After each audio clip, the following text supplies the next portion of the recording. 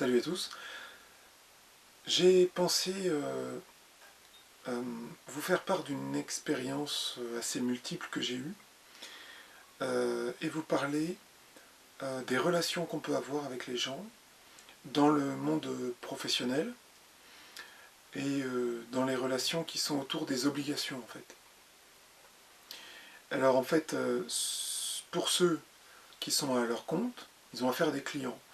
Ceux qui sont dans le domaine de l'entreprise, c'est la hiérarchie.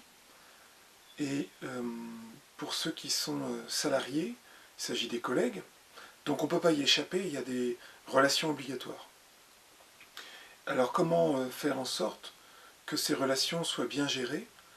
Eh bien, pour les personnes qui sont dans le syndrome d'Ehlers-Danlos, c'est une question assez complexe. Parce que d'un côté, il y a la fatigue, qui est, je dirais, quasiment chronique, sur laquelle on peut faire des choses, mais qui est là de toute façon par épisode. Je pense aux fins de matinée et au milieu d'après-midi, voire fin d'après-midi si on y arrive, qui peuvent être compliquées et qui peuvent influencer les humeurs et donc les relations avec les gens. Donc il y a cette fatigue, il y a la douleur. Quand vous avez mal partout, il y a des fois, les gens viennent vous solliciter, c'est pas facile de rester comme ça, frais et dispo, pour pouvoir leur apporter tout ce qu'ils vous demandent, puisque vous-même, il y a tout votre corps qui crie au secours. Et d'un autre côté, au niveau de la particularité, de la personnalité, ça peut aussi accrocher. Alors, je vais en prendre un au hasard. Comment faire si vous avez une boutique et que vous avez affaire à des clients?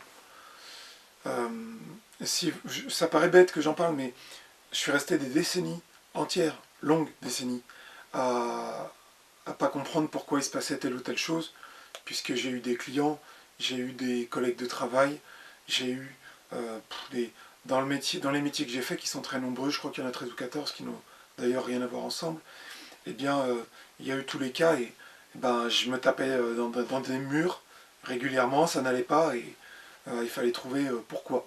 Donc peut-être que cette vidéo, pour une personne qui est totalement normale, ça paraît un peu futile, mais j'espère éviter à d'autres beaucoup de souffrance dans le monde mystique de l'incompréhension de soi et des autres qu'on peut vivre dans cette pathologie.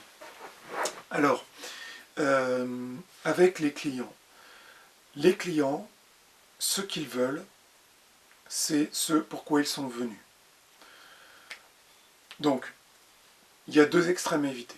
Soit je suis complètement fermé, soit je me déverse et je raconte toute ma vie. Parce que soit je suis dans une phase du bas et donc je suis porte close dans mon esprit, soit je suis dans une phase du haut et alors là je vais raconter tout et n'importe quoi à n'importe qui. Donc attention à ces écueils, vous savez que ça peut vous arriver, en tout cas maintenant vous le savez, puisque ça arrive, pour beaucoup, la plupart, hein. Je ne prends pas de risque à l'affirmer. Donc, la première chose, c'est essayer d'être constant et de servir. Puisqu'on est dans un monde professionnel, même si on peut avoir un peu de recul vis-à-vis de tout ça, on est quand même là.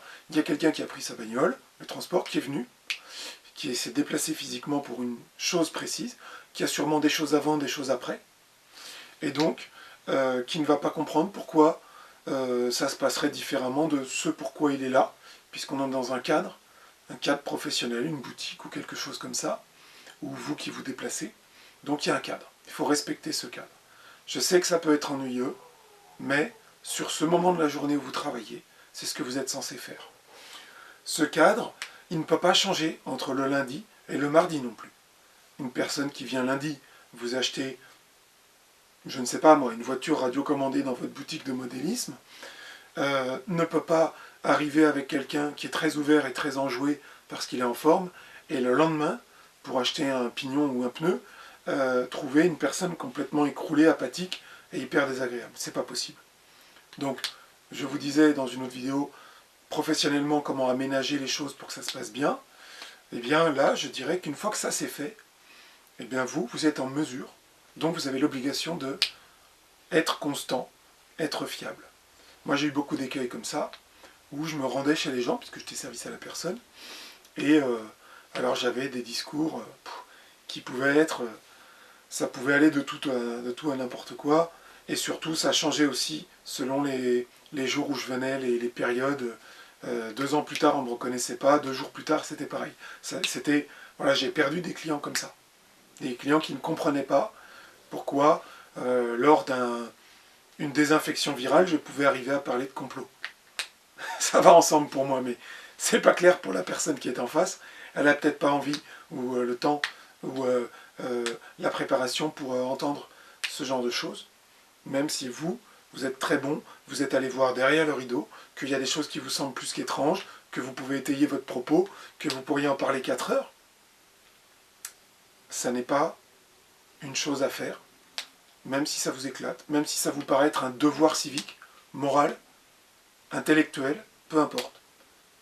Moi, j'ai eu des gens qui étaient fermés à ça, qui me disaient oui, oui, ah oui, oui, oui, oui, oui, et qui rappelaient jamais. Pourquoi? Parce qu'ils n'étaient pas prêts à ça, parce qu'ils n'y croyaient pas, parce qu'ils n'avaient pas envie de passer leur temps à entendre ça. Ils avaient peut-être des choses à me dire, eux, me pleurer sur l'épaule, ou me raconter leurs vacances, ou me poser des questions en informatique diverses et variées. Donc ça, c'est un accueil.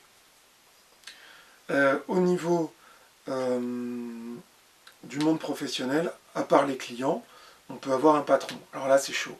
Pour moi, c'est super chaud.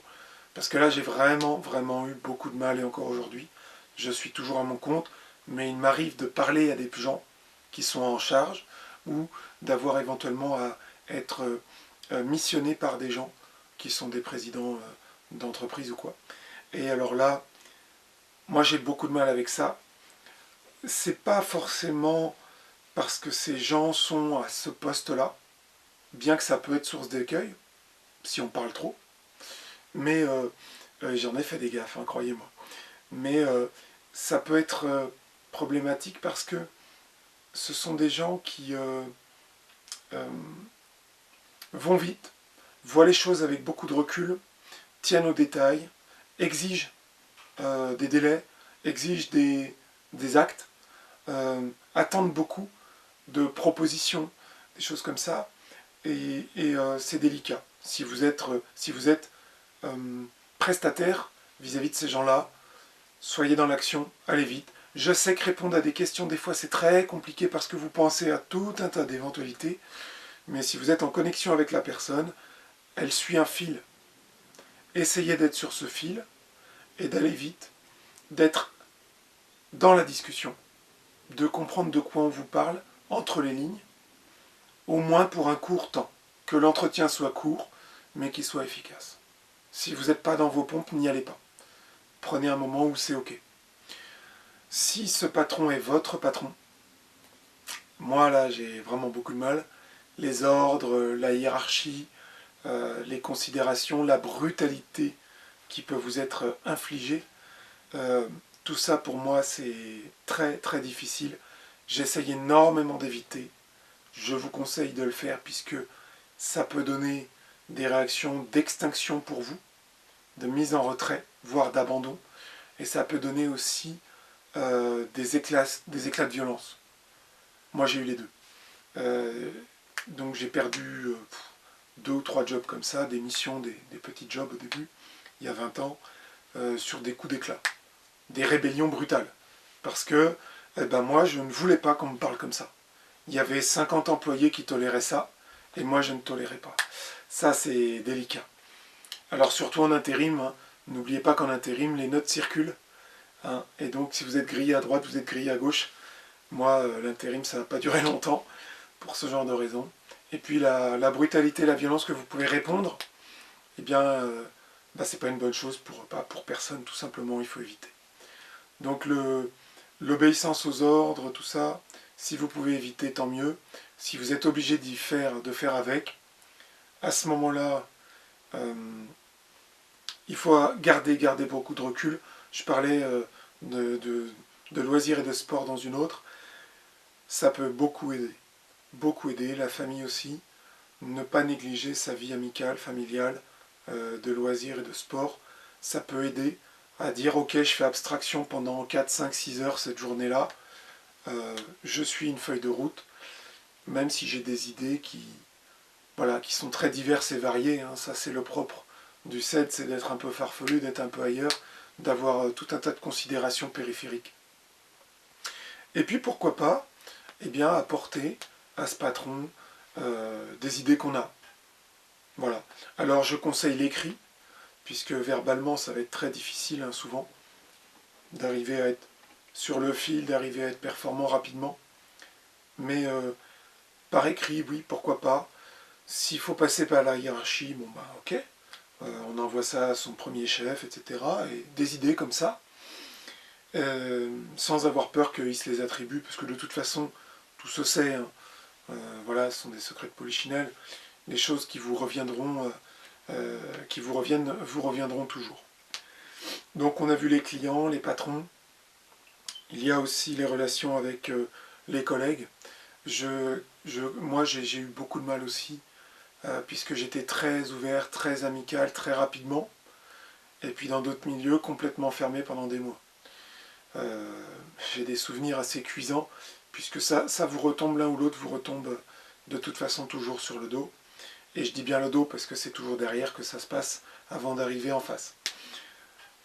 Donc, les relations avec les collègues, je dirais que il est peut-être bon d'avoir un ami ou deux dans la vie, pas forcément dans le travail. Si c'est dans le travail à ce moment-là, ok, ok.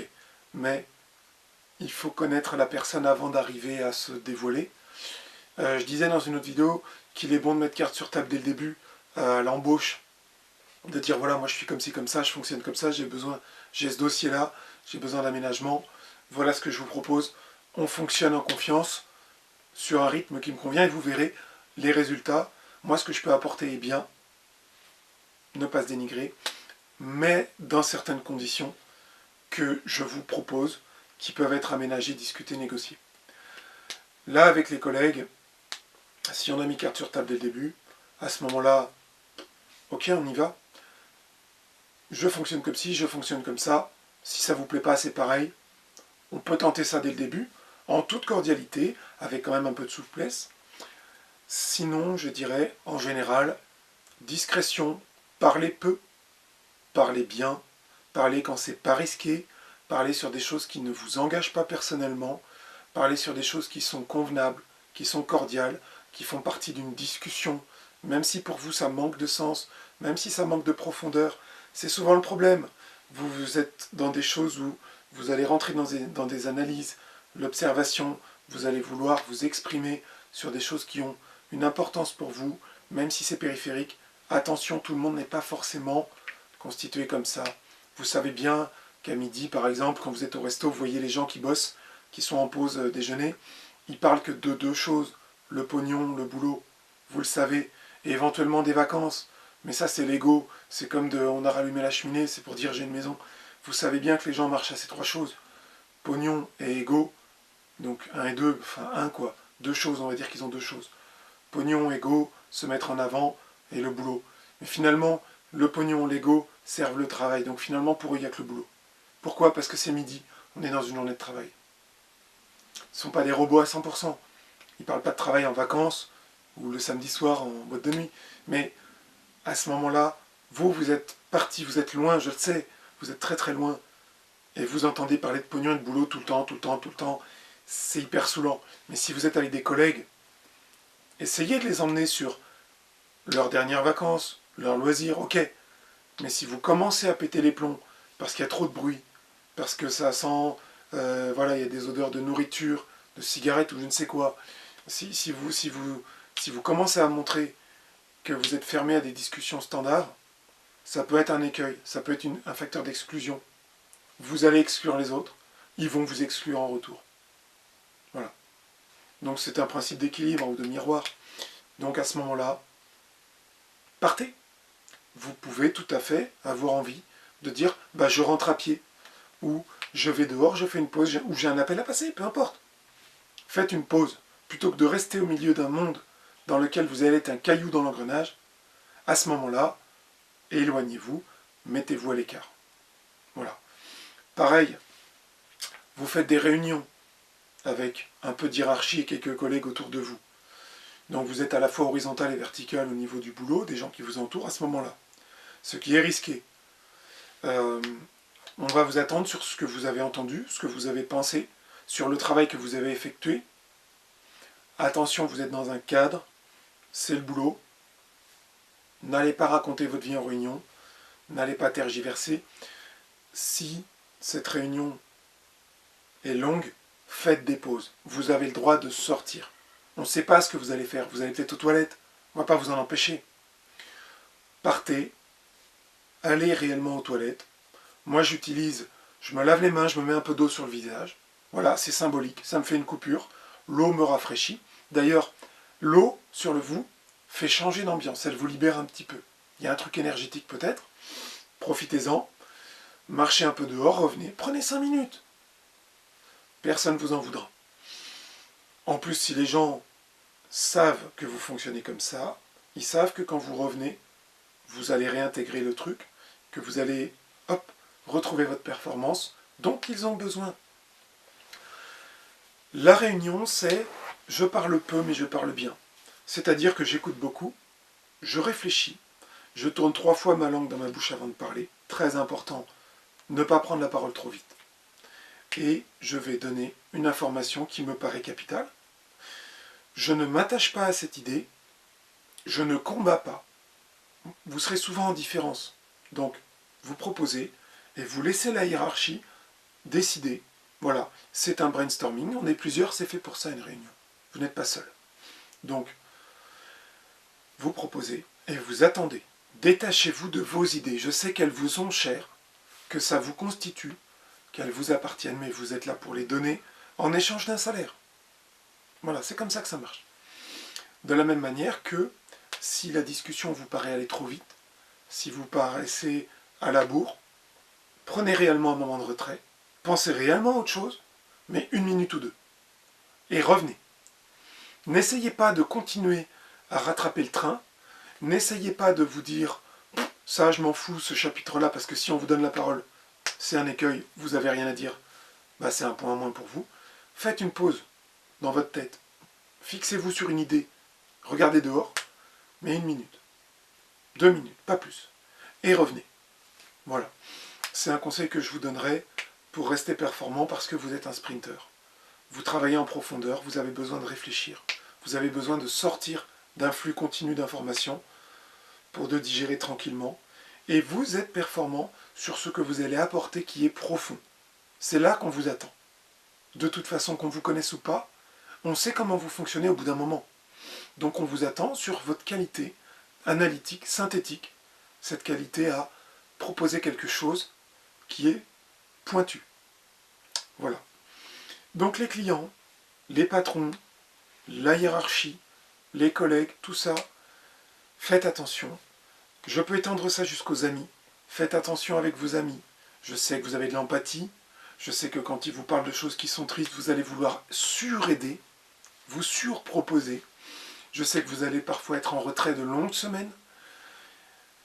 Tout ceci, ils doivent le savoir. Ils doivent savoir pourquoi. Vous devez leur dire pourquoi, comment. Si vous avez des sautes d'humeur, même au cours d'une seule soirée, mettez-vous à l'écart, comme en réunion. Un cercle d'amis, c'est une réunion. On est réunis, c'est pareil. On attend à ce qu'il se passe des choses. C'est pour ça qu'on va voir les gens. C'est comme au travail. On attend à être gagnant de rencontrer des gens. On n'attend pas de vous voir fatigué, énervé, à raconter n'importe quoi. On vous en tiendra à rigueur. J'ai perdu beaucoup d'amis. Quand je dis beaucoup, c'est vraiment... j'ai rencontré beaucoup de gens par chance, mais ça s'est rarement bien passé jusqu'à ce que je comprenne. Donc j'espère que tous ces conseils vous aideront à conserver les acquis ou à vous diriger vers de nouvelles choses et à trouver du plaisir là où parfois vous vous sentiez perdu, là où parfois vous n'étiez pas utile, à vous rendre utile, à avoir une importance, à connaître des victoires et à progresser, à trouver une place, c'est-à-dire à être accepté dans cette société qui, je sais, survole tout, bâcle tout, va trop vite, balaye tout d'un revers de la main, n'a pas la profondeur que vous attendez, les sentiments, les attentions que vous attendez, mais vous pouvez être la personne qui intègre ce monde en réussissant et qui justement apporte ces choses à l'intérieur de ce milieu où il n'y a pas assez ces choses-là. Vous avez un rôle. Votre pathologie, votre maladie, votre handicap ne sont pas limités à ces mots-là. Votre qualité, votre potentiel, votre intelligence, votre intégrité, votre empathie, vos émotions, vos états d'âme, vos humeurs peuvent être attendus en face, oui, par des gens qui savent qu'ils en manquent, qui sont même prêts à payer pour ça. Par exemple, dans des métiers où vous serez dans la sophrologie, la psychologie, ou même dans des métiers qui n'ont pas cette dimension, mais dans lesquels on va vous attendre parce qu'on sait que vous avez cette qualité-là. Et vous allez pouvoir apporter ce genre de choses. Des petites solutions. N'en voulez pas trop, mais essayez d'apporter ce qui est dans vos cordes, quand c'est le moment, pas tout le temps, mais quand on vous le demande, quand vous en avez l'opportunité, en douceur. Ce sont des propositions qui doivent être apprivoisées en face, qui doivent être acceptées et généralement de façon unanime. Donc vous devez être là pour non pas imposer, mais présenter quelque chose que vous avez conçu. J'espère qu'avec ces idées-là, ce vécu et ces conseils, vous allez pouvoir trouver la paix à travers cette jungle qui est le monde extérieur, parce que vous en avez besoin, comme tout être humain. L'exclusion, c'est un problème, et l'échec dans la communauté extérieure, c'en est un aussi. Il y a une voie entre les deux. À bientôt.